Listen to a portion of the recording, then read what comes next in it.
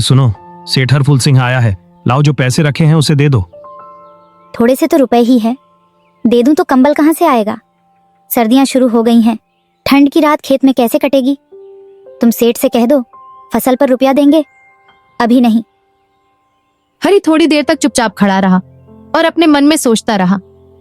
जाड़ा सर पर आ गया है, बिना कंबल के झाड़ की रात कटेगी नहीं, लेकिन बिना पैसे लिए सेठ यहाँ से जाएगा नहीं। सुमन लाओ, पैसे दे दो। सेठ मानेगा नहीं, किसी तरह पीछा छूटे कंबल के लिए कोई और इंतजाम कर लेंगे। लाओ सुमन, अब जल्दी करो, सेठ मानेगा नहीं, कर चूके तो दूसरा इंतजाम करे। जरा मैं भी तो सुनूं, कौन सा दूसरा इंतजाम कर लोगे? न जाने सेठ का कितना रुपए बाकी है, जो किसी तरह अदा ही नहीं होता। मैं कहती हूँ तुम खेती क्यों नहीं छोड़ देते, मर मर के काम करो, पैदावार हो तो कर्ज अदा करो। ऐसी खेती से लिए मैं रुपए ना दूंगी। अरे ला हरी, जल्दी कर, इतना वक्त नहीं है मेरे पास। तू कर्ज अदा करता है कि नहीं? कंबल के लिए कोई और इंतजाम कर लेंगे। लाओ सुमन, अब जल्दी करो, सेठ मानेगा नहीं। हाँ ठीक है, देती हूँ। सुमन ने जो पैसे कंबल के लिए बचाए थे वह लाकर हरि को देते हुए बोली, ना जाने ये सेठ से पीछा कब छूटेगा। तुम अब की खेती छोड़ दो, मजदूरी में रोटी तो खाने को मिलेगी, किसी की दोस्त ना रहेगी। अच्छी खेती है, मजदूरी करके लाओ, वह भी सब कर्ज में झोंक दो। अरे ये तो आधे भी नहीं है, मुझे पूरे पैसे चाहिए। सेठ जी, फसल काटने के बाद आप बाकी के पैसे ले लेना, अभी मेरे पास इतने ही हैं। ठीक है, तो मैं फसल काटने के बाद ही आऊंगा और उस समय मुझे मेरे पूरे पैसे चाहिए, वरना तेरे लिए अच्छा नहीं होगा। इतना कहकर सेठ वहां से चला जाता है। हरि ने गहरी सांस भरते हुए कहा, चलो कुछ समय के लिए ही सही, कम से कम पीछा तो छूटा। हरि एक गरीब परिवार से था जो खेती करके अपना जीवन बसेरा करता था।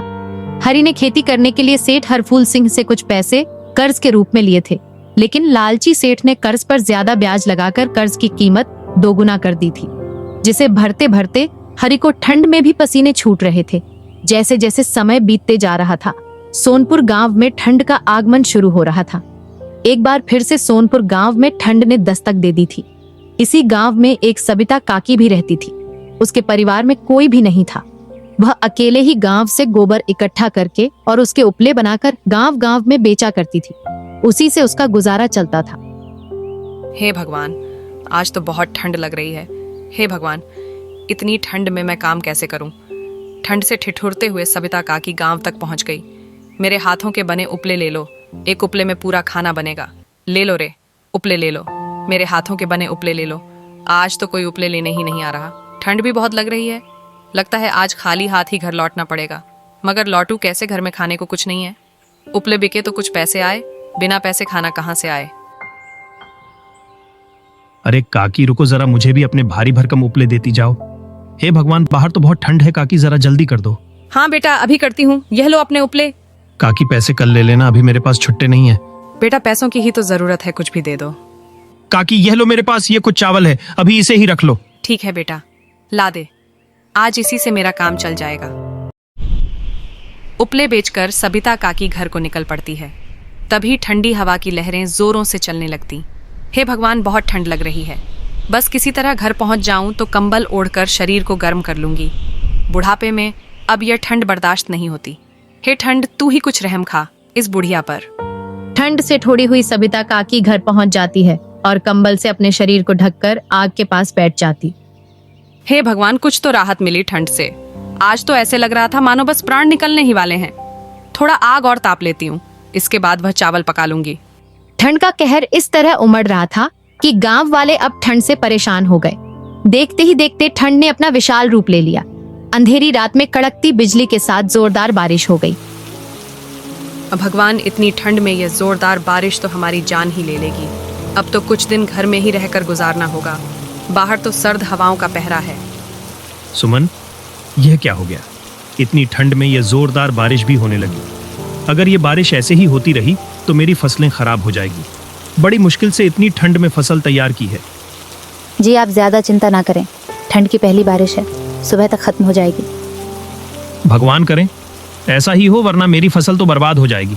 सुमन, ठंड बहुत बढ़ गई है, जरा कुछ कंबल हो तो निकाल लो।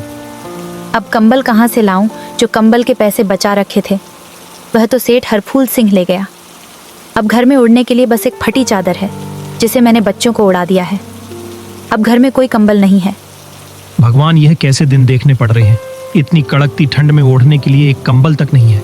एक काम करो सुमन, जरा अंगीठी जला दो, थोड़ी गर्माहट तो मिले इस ठंड में। सुमन ने अंगीठी जलाई और सबने बैठकर आग की गर्माहट ली। पूरी रात बारिश होती रही। बारिश ने तो ठंड में तापमान बिल्कुल ही गिरा दिया। लगातार 3 दिन तक बारिश होती रही। बारिश ने रुकने का नाम नहीं लिया। 3 दिन बाद बारिश रुकी। तब लोगों ने अपने खेत में जाकर देखा, हरी की खेत की सारी फसल खराब हो चुकी थी। भगवान, ये क्या हो गया? मेरी फसल बर्बाद हो गई। अब इतनी कड़कती ठंड में हम क्या करेंगे? एक फसल ही तो हमारा सहारा थी, वह भी बर्बाद हो गई। परसों सेठ भी अपना पैसा लेने आएगा और अब तो मेरे पास कंबल खरीदने तक के पैसे नहीं हैं। हे भगवान, इस भरी ठंड में हमारी सर्दी भरी रातें कैसे कटेगी? हरी घर पहुंचा सुमन, तुमने अंगीठी जलाई है क्या? आज ठंड के साथ तेज हवा भी चल रही है। जी मैंने जला रखी है। बच्चों का ठंड से हाल बेहाल है। आप बहुत उदास दिख रहे हैं, क्या बात है? सब ठीक तो है ना? क्या बताऊं सुमन, सारी फसल बर्बाद हो गई, कुछ भी नहीं बचा। सुमन, हम बर्बाद हो गए। मैंने आपको कहा था पैसे ना दीजिए सेठ को। अब इतनी ठंडी में बिना कंबल की रात कैसे कटेगी? एक तो ये खिड़की भी टूटी है, ठंडी ठंडी हवा घर में घुस रही है। बच्चे भी ठंड से ठिठुर रहे हैं। बस एक इस अंगीठी का ही सहारा है। अंगीठी की भी लकड़ियां खत्म होने वाली हैं। लगता हम ठंड से मर ही जाएंगे। चिंता मत करो सुमन, मैं अभी जाकर जंगल से कुछ लकड़ियां ले आता हूँ। नहीं, जंगल मत जाइए, बाहर ठंड बहुत बढ़ गई है। आप एक काम कीजिए, रामू काका से कुछ मदद मांग लीजिए। कुछ लकड़ियां उनके घर से ले आए। रामू काका सबकी मदद करते हैं, हमारी भी ज़रूर करेंगे। हरी रामू काका के घर की ओर चल पड़ता है। तभी अचानक भारी बर्फबारी होने लगती है। हे भगवान, ये क्या कर रहे हो? कभी बारिश कभी बर्फ, जान ही ले लोगे क्या इस गरीब की? किसी तरह हरी रामू काका के घर पहुंचा। काका, कुछ लकड़ियां दे दो, अभी बहुत ठंड है तो जंगल नहीं जा पाऊंगा। अंगीठी की राख भी ठंडी होने वाली है। हाँ ठीक है हरी, मेरे पास कुछ लकड़ियां हैं, अभी के लिए इसे ले जाओ, लेकिन सुबह जंगल से लकड़ियां ले आना, क्योंकि मेरे पास भी ज्यादा नहीं बची है। ठीक है काका, अभी के लिए कुछ लकड़ियां दे दो, बस किसी तरह ये रात कट जाए। सुबह जंगल से जाकर लकड़ियां ले आऊंगा। हरी लकड़ियां लेकर घर पहुंच जाता है। ये लो सुमन, ये कुछ लकड़ियां हैं, इसे एक एक करके जलाना, पूरी रात कट जाएगी। ठंड भरी वह रात किसी तरह हरी सुमन ने गुजार ली। अगली सुबह सेठ भी हरी के घर आ धमका।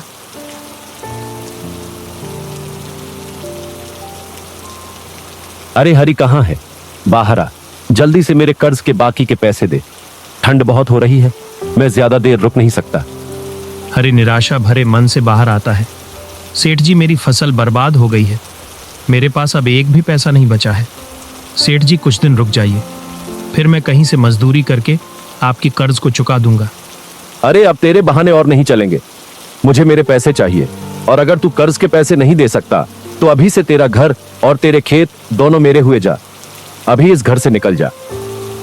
सेठ जी, रहम खाइए, इतनी ठंड में मैं बच्चों और बीवी को लेकर कहाँ जाऊंगा? एक इस झोपड़ी के सिवा कोई दूसरा मेरा ठिकाना नहीं है। सेठ जी, कम से कम मेरे बच्चों पर ही रहम खाइए। ये सब मैं नहीं जानता, तू बस अभी इस घर को खाली कर, और जब तक पैसे नहीं देगा ये घर और तेरा खेत वापस नहीं मिलेगा। बेचारा हरी और उसका परिवार ठंड में भटकते हुए कहीं रहने का आसरा ढूंढ रहे थे, मगर उन्हें कहीं कोई आशा की किरण नहीं दिखाई दे रही थी। बहुत ठंड है। मुझसे अब और चला नहीं जाएगा। बच्चों की भी तबीयत बहुत खराब हो रही है। मुहन्नी को बुखार चढ़ गया है, और ज़्यादा देर ऐसे ही घूमते रहे तो हमारे यहीं पर प्राण निकल जाएंगे। अभी हम यहाँ नहीं रुक सकते, रात होने से पहले हमें सर ढकने के लिए कुछ तो ढूंढना ही होगा। सुमन, वहाँ देखो, वहाँ एक झोपड़ी है, चलो वहाँ जाकर पूछते हैं, क्या पता उन्हें ही हम पर रहम आ जाए और वह हमें अपनी झोपड़ी में आश्रय दे दे। हरी का परिवार वह झोपड़ी के पास चला जाता है। कोई है क्या? इस गरीब की मदद करें, कृपया करके इस गरीब की मदद करें। हरी कई बार आवाज लगाता है, मगर झोपड़ी के अंदर से कोई आवाज नहीं आती है। लगता है इस झोपड़ी में कोई नहीं है, एक बार अंदर चलकर देखना चाहिए। हरी झोपड़ी के अंदर जाता है। झोपड़ी में चारपाई और कुछ, पर वहाँ कोई दिख नहीं रहा था। हम कुछ देर इस झोपड़ी में रुक जाते हैं, शायद झोपड़ी का मालिक आए तो उनसे हम अपनी परेशानी बताएंगे, क्या पता उन्हें हम पर दया आ जाए। ऐसा सोचकर वह उस झोपड़ी में रुक जाते हैं। और वहीं पर एक अंगीठी जलाकर उन्होंने बच्चों को अंगीठी के पास बैठा दिया। अंगीठी की गर्माहट से उन सभी ने चैन की सांस ली। चलो कुछ तो गर्माहट मिली। कब से ठंड में भटक रहे थे। अंगीठी की राख खत्म होने वाली है। आप एक काम कीजिए, बाहर से कुछ लकड़ियां ले आइए। यह अंगीठी कुछ देर में ठंडी पड़ जाएगी। तुम बच्चों का ध्यान रखना, मैं अभी लकड़ियां लेकर आता हूँ। हरी कुछ दूर चला ही था कि अचानक उसकी नजर एक बुढ़िया पर जाती है जो ठंड में नीचे जमीन पर गिरी हुई थी। अम्मा उठो, क्या हुआ? अम्मा उठो अम्मा, लगता है ज्यादा ठंड की वजह से अम्मा ठंडी पड़ गई हैं और बेहोश होकर यहाँ गिर गई। हरी अम्मा को लेकर उस झोपड़ी में आ जाता है। यह कौन है और इन्हें क्या हुआ? पता नहीं, यह जमीन पर बेहोश पड़ी हुई थी। शायद ठंड लग गई है। इन्हें यहाँ अंगीठी के पास लेटा देता हूँ, थोड़ी गर्माहट मिले तो शायद इनकी आंखें खुले। थोड़ी देर शरीर को गर्माहट मिलने के बाद सविता काकी की आंख खुल जाती है। अरे बेटा, कौन हो तुम? मैं तो घर आ रही थी। अचानक ठंड की वजह से मैं चक्कर खाकर गिर गई। इसके बाद मुझे कुछ भी याद नहीं। अच्छा अम्मा, तो ये आपका घर है? अम्मा, मैंने जब तुम्हें बेहोश देखा तो मैं तुम्हें उठाकर झुपड़ी में ले आया। लेकिन बेटा, तुम यहाँ कैसे? और तुम्हारा पूरा परिवार भी यहाँ है। हरी सविता काकी को अपने साथ हुई सारी घटना के बारे में बता देता है। हे भगवान, सत्यानाश हो उस जालिम सेठ का जो इतनी तड़पती ठंड में तुम्हारे बच्चों बीवी सबको घर से बाहर निकाल दिया। अरे कम से कम बच्चों पर ही तरस खा लिया होता ना। जाने यह अमीर लोगों का दिल कहाँ मर गया है। बेटा एक काम कर, वह ओप ले रखे हैं, उसको अंगीठी में डाल दे, नहीं तो आग जाएगी। तुम चिंता मत करो बेटा, तुम जब तक चाहे मेरे साथ रह सकते हो। मेरा तो वैसे भी कोई नहीं है और मेरे हाथ पैर भी काम नहीं करते। यह ठंड मुझसे अब बर्दाश्त नहीं होती। इससे अच्छा तो भगवान ही उठा लेता मुझे। अम्मा, ऐसा क्यों बोलती हो? मैं हूं ना, और सुमन भी है। अब से हम आपका ध्यान रखेंगे। सदा खुश रहो बेटा, लगता है भगवान भी यही चाहते हैं कि तुम मेरे साथ रहो। ठंड भरी रात वह सभी मिलकर किसी तरह गुजार लेते हैं। अगली सुबह गांव में हल्की धूप निकलती है। लोग बहुत खुश होते हैं और सभी घरों के बाहर आते हैं। सभी बाहर बैठकर धूप लेते हैं। देखो अम्मा, इतने दिनों बाद आज धूप निकली है, चलो थोड़ा धूप ले लेते हैं। सभी बाहर बैठकर धूप लेते हैं। इतने दिनों बाद थोड़ा शरीर को राहत मिला है। अच्छा बेटा, मैं चलती हूँ, गांव में उपले बेचने हैं। अम्मा आप चिंता मत करो, आज उपले में बेच आता हूँ। ठीक है बेटा, अगर तुम्हारी यही इच्छा है तो जाओ। हरी उपलों को लेकर गांव की ओर निकल पड़ता है और गांव गांव जाकर उपले बेचता है। ये तो बहुत कम पैसे हैं, केवल उपलों को बेचकर कुछ नहीं हो पाएगा। मुझे कोई और काम भी करना होगा। ये लो सुमन, ये कुछ राशन है, इससे सबके लिए गर्मा गर्म खिचड़ी बना दो अम्मा। मैं एक काम करता हूँ, जंगल से जाकर कुछ लकड़ियाँ ले आता हूँ और उसे भी गांव में बेच दिया करूँगा। इससे थोड़ी बहुत और आमदनी हो जाएगी। ठीक है बेटा, लेकिन अगर तुम लकड़ियाँ लेना ही चाहते हो तो पश्चिम दिशा की ओर जो जंगल है वहाँ से लकड़ियाँ ले आओ। वहाँ पर बड़े बड़े पेड़ हैं और वहाँ की लकड़ियाँ भी काफ़ी गर्म होती हैं। उसे गांव में बेचो तो अच्छी कीमत मिलेगी। ठीक है अम्मा, मैं पश्चिम दिशा की ओर ही चला जाता हूँ। इतना कहकर हरी लकड़ी की तलाश में निकल पड़ता है। जंगल के काफी अंदर जाने के बाद हरी को खूब मोटे घने पेड़ दिखाई देते हैं जो और पेड़ों के मुकाबले काफी मोटे और लंबे थे। हरी वहाँ से काफी सारी लकड़ियाँ काट कर ले आता है और गांव गांव जाकर बेचता है। सारी लकड़ियाँ बेचने के बाद हरी घर आ जाता है। हरी ने कुछ लकड़ियाँ घर के लिए भी बचा ली थीं। आज सारी लकड़ियाँ बिक गईं और यह कुछ लकड़ियाँ मैंने हमारे लिए भी बचा ली थीं। बाहर बहुत ठंड है, जरा इन लकड़ियों को जला दो तो मेरे शरीर को थोड़ा गर्माहट मिल जाए। फिर सुमन उन लकड़ियों को जला देती है।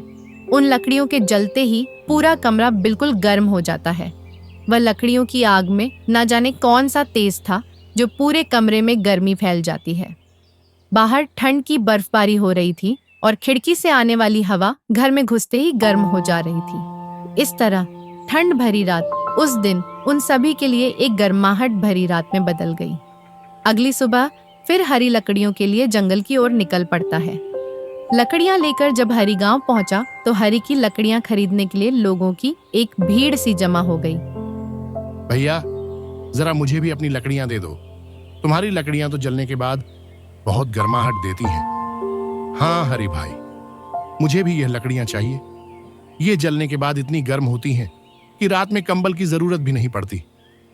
हाँ भैया, आज से पहले मैंने इतनी गर्म लकड़ियां कहीं नहीं देखी। सच में तुम्हारी लकड़ियों में तो अलग ही जादू है। उस दिन हरी की सारी लकड़ियां चुटकियों में बिक जाती हैं और उसकी काफी अच्छी आमदनी होती है। राशन लेकर हरी घर पहुंच जाता है। इस बार राशन बहुत ज्यादा था। वह लकड़ियां बहुत अच्छी कीमतों पर बिकी हैं। गांव पहुंचते ही लकड़ियों की तो मानो जैसे लूट ही लग गई थी। अब हम इन लकड़ियों को बेचकर अच्छे पैसे कमा लेंगे। हाँ बेटा, ये बहुत पुरानी लकड़ियाँ हैं। बहुत समय पहले मेरे दादा परदादा उसी जंगल में रहा करते थे। वहाँ के ज्यादातर पेड़ उन्हीं की देन है। इस तरह हरी लकड़ियों को बेचकर काफी अच्छे पैसे कमाता है और कुछ ही समय में हरी सेठ धनीराम का सारा पैसा लौटा देता है और साथ ही अपना घर और खेत दोनों छुड़वा लेता है। अब हरी और उसका परिवार वापस अपने घर में आ गए थे। सबिता काकी भी अब हरी के साथ ही रहा करती थी। हरी ने जंगल से लकड़ियां लाना बंद नहीं किया। इस बार की ठंड गांव पर कहर बनकर तो जरूर टूटी थी, मगर हरी की वजह से अब गांव वालों की सर्दियां बहुत मजे से कट रही थी।